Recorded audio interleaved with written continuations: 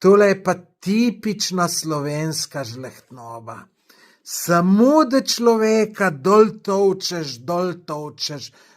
tolčeš, ne. Pa čim bolj prefinjeno, ne. Jaz ne morem verjeti. Evo, lejte, ko preberem takle komentar, sem tako ponosen sam nase, ker vem, da ta komentar ne bi jaz nikoli napisal. No, lejte, bi ga napisal nekomu, če bi on meni fejst nesramen komentar napisal. Potem si povzamem pravico, da sem jaz pa še bolj nesramen, ne. Lejte, prvič, vsi se staramo, tudi vi boste enkrat stari. Pač eni malo hitrejš, eni malo počasnejš.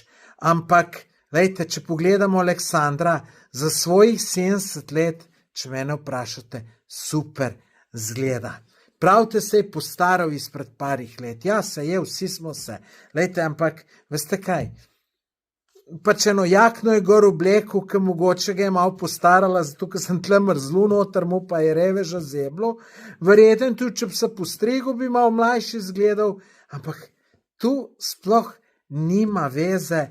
Lejte, dejmo Slovenci, dejmo pustiti to slovensko žlehtnobo, da skozi tolčemo ljudi dol, ne, se to je isto, ne, tudi, tudi ne bo ratalo, to je brez veze, tret, mislim, kakšen fukjen narod smo, res, ne morem verjeti, tako da, ljudje, dajte raj koga pohvaliti, kakor pa skritizirati, boste videli, kako se boste pol boljš počutili.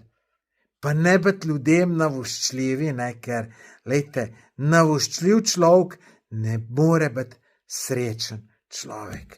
Tako da, lejte, marsikaj sem že doživel na teh socialnih omrežjih, kakšne komentarje, ampak me zmeraj še kakršen preseneti.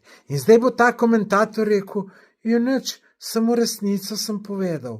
Lej, so stvari, ki neke stvari tih treba biti. Tudi ne greš po ulici, pa govoriš, ti si debu, ti si presuh, ti si slabo oblečen, ti se grdo držiš, ti imaš slab avto. Ene stvari zdržimo zase. Dragi gledalci, tisti, ki še niste pogledali podcasta z Aleksandrom Pokovcem, tle dol imate link, kliknite, pa si ga poglejte, pa všeček stisnite, pa če še niste naročeni na ta YouTube kanal, se naročite.